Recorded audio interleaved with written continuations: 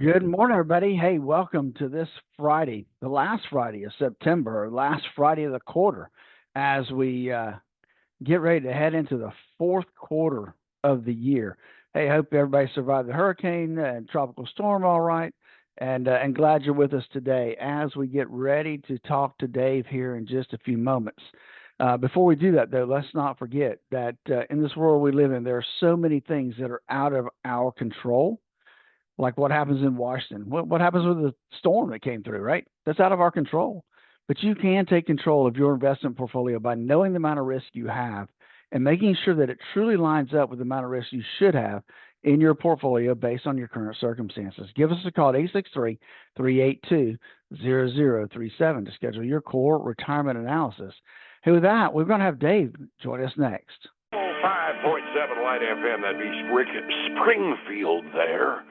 We're at 8:41 now, 19 before 9. Time to check in, find out what Wall Street's doing. So far, it's not been a bad week on balance. Let's see if we can keep it going through Friday. On the telephone with Phillip Statler from Statler Financial Services in downtown Sebring. Phillip, except for no power at home, I gather nothing got blown off your house, huh? Nope, nothing got blown out that I've seen so far. A lot of, little yard trash all over the yard, but yeah, no power from about 10 till 9 until about 5 o'clock this morning. So it got a little warm sleeping last night. And that's what Olivia tells me. Sure, her power went off about 4 p.m. yesterday afternoon, and it's not back on yet. She's kind of happy to be in the air conditioning where we have a very over-vented office complex back in the business office. She's not even complaining about the temperature being set down to 73 this morning. That's what happens when you got hot air around. Yeah, it's amazing what happens, how the standards change. Back up to yesterday on Wall Street. We had a decent day yesterday. The Dow was up by 63. We start the morning up at 42,618. Doesn't take a lot when you're already in nosebleed territory to set a new record. The S&P did that. Set a new record. We start the morning at 58.10.50. That's up only 6. Well, wait, I'm on the futures. Take it back. There, the Dow was up 260. That's what I remembered. S&P was up by $23.11. We start out at 57.45. NASDAQ gained 108 points. That ain't a bad day either. On balance, for a day we were kind of occupied watching the winds go by, Wall Street did just fine by us, didn't they? They did. It was not a bad day at all yesterday, across the board. I mean, I think you got to be pleased with yesterday. And even today, as we look at the futures, we'll talk about the government information that came out this morning. But when that hit, we saw everything pretty much go up from the amounts that we had on the futures as well. That was what I was kind of curious about, because it was kind of a kiss in your sister report, although not bad news at all. The fabled PCE inflation rate, that stands for personal consumption expenditures, and Jay Powell says it's his favorite inflation rate because he uses the core on that to determine how good a job he's doing. Well, the overall personal consumption inflation last month was 0.1%. That's how much your prices went up if you measure it that way. Year over year, that means we did 2.2% inflation on that measurement. That's a little bit better than they expected, I gather. Well, I'm not sure exactly what you're looking at, Dave, because I have the core at 2.7. Yep, I was on the overall number. Okay. All right, sorry. Yeah, the overall number was 2.2%, and that was a little bit better than expected. That was better than expected. Yeah, the core, that's the stuff that goes up, notches up, and stays there, which is what our friend Mr. J watches. And that was up a little bit less than expected. They were expecting 0.2%. It was up 0.1%, which is good news. The overall year-over-year core inflation, 2.7%, which my tip sheet said was exactly nuts on what they expected. That's what mine shows as well. So the month over month was better than expected, but the overall year over year remained where they wanted it to be at 2.7. Absolutely, which is 0.1% higher than what it was last month. So it's not going the right direction. Beat me to it in the process. I still say we didn't say it in words, but we did it. We threw in the towel on 2% inflation when we dropped the interest rates last week. Consumer spending, by the way, that's kind of it's joined at the hip with PCE inflation. Consumer spending was up 0.2% last month. Doesn't mean that we did it voluntarily, though, does it? It doesn't, and that was 0.1% less than expected. They don't really break that spending down to discretionary versus non-discretionary, because that would be an interesting statistic to look at. Because I think it's the discretionary spending that's going to fuel our economy, and I have a feeling that number is falling significantly. And especially if the number is less than expected, but the inflation continues going up, it kind of says that we're buying less of stuff at high prices that we absolutely have to, and that's kind of the core stuff.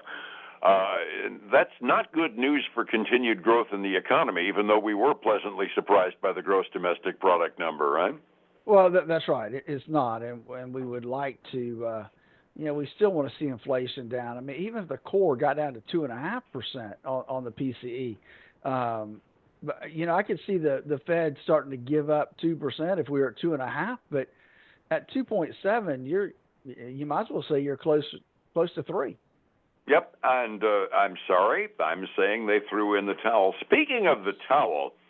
Remember that little recession that we had back in 2022 where we had 2 consecutive quarters of gross domestic product decline? President Biden said, that's not a recession, things are doing well, and all of us that were quote-unquote educated in economics said, I'm sorry, by definition, we're in a recession. Remember that? I do remember that very well.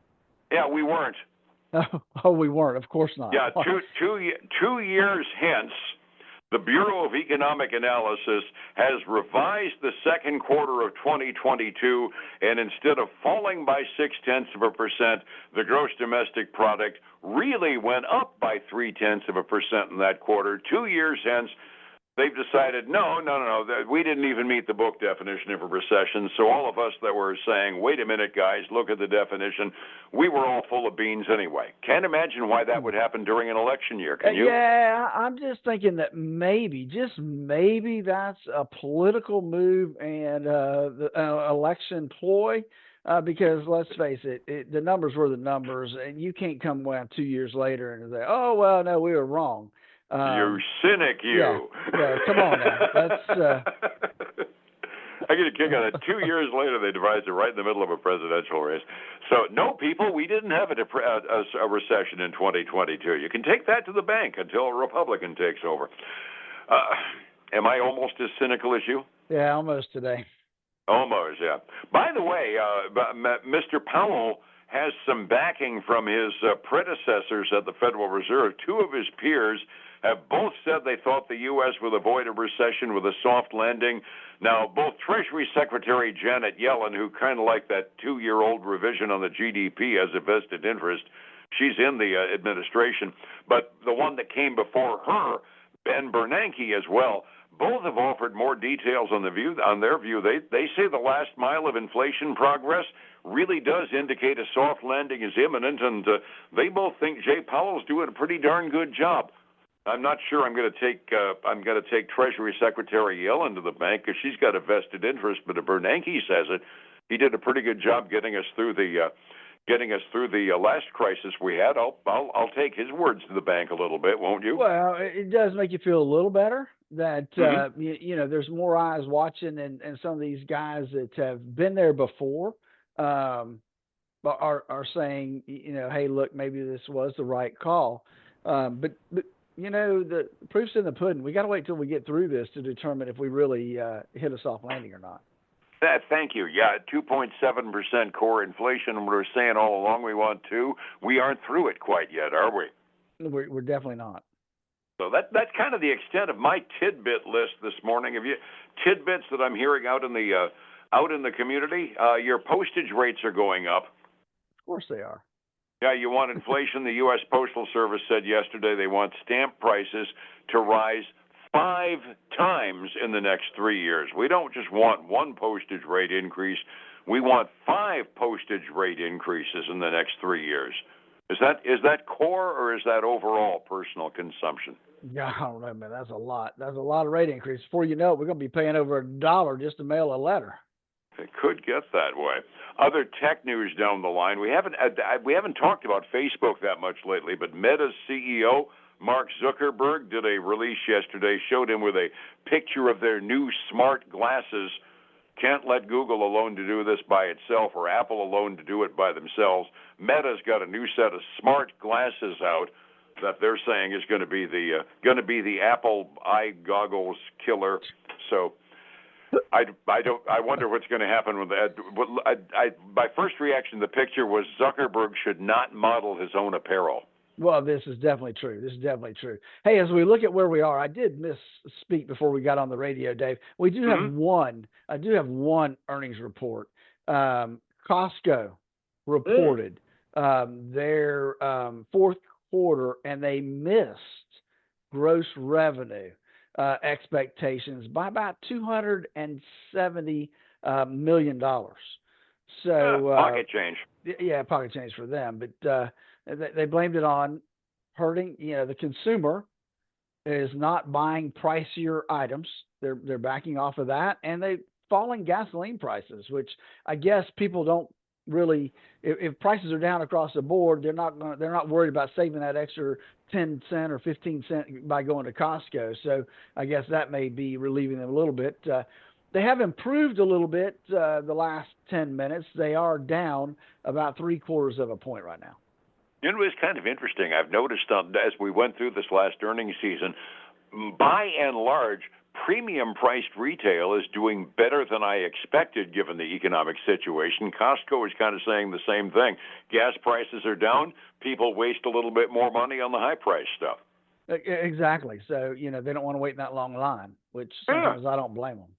Now, there's a zero sum to everything somewhere down the line.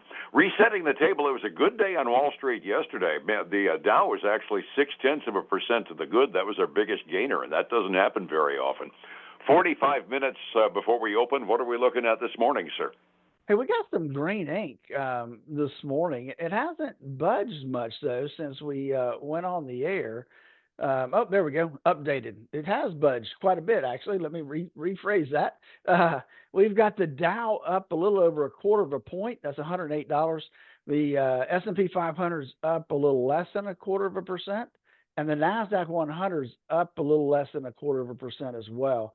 The big winner, Dave, is going to be the Russell 2000 right now, up 1.1% this morning. Yeah. On the commodity side, we've got silver up 1/3%, gold flat right now, crude oil heading down 1/4 point to $67.50 a barrel. That sounds good to me.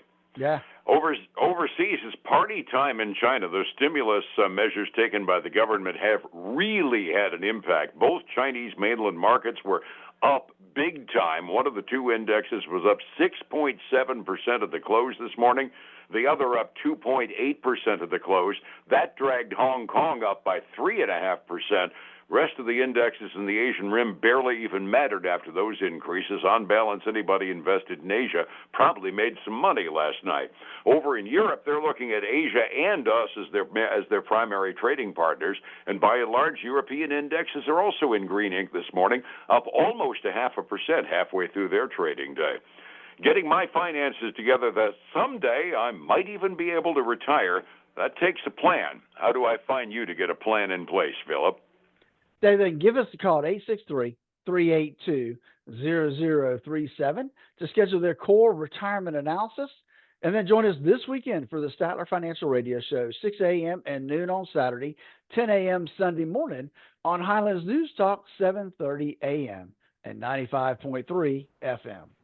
I'm not personally really planning on retiring that fast. I just keep saying it because it makes the boss so gosh darn nervous. It's fun watching him. Have a good weekend, my friend. Go Knowles. You guys got a good opponent this weekend. Yes, we do. And thankfully, we got out of Tallahassee in time. So have a great weekend. I'll talk to you on Monday. Be well. Thank you. It's 105.7 Light FM and Statler Financial Services. Phillip Statler. Hey, folks, again, I want to thank you for joining us today. I hope you survived the storm okay. And join us again next week on Monday to learn what's happening in the markets and how they could affect you. Give us a call at 863-382-0037 for our core retirement analysis. Have a great weekend.